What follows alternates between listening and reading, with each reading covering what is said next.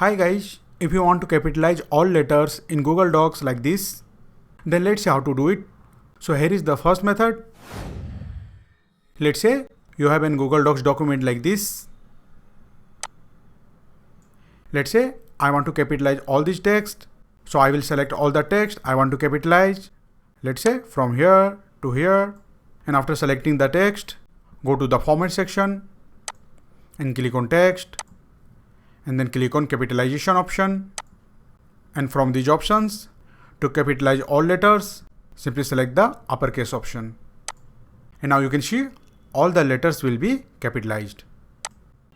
Let's say you want to capitalize all the text available on the page. For that, first of all, press Ctrl+A key on your keyboard. And all the text on the page will be selected. You can see. And after selecting the text, go to the format section, click on text, and then click on capitalization, and then select the uppercase option. And all the letters on the page will be capitalized. You can see everything has been capitalized. Let's see the second method. In case if you want to type everything in capital letters, for that simply press the caps lock key on your keyboard and the caps lock will be enabled. And once you turn on the caps lock, from now on whatever you type, it will be in capital letters.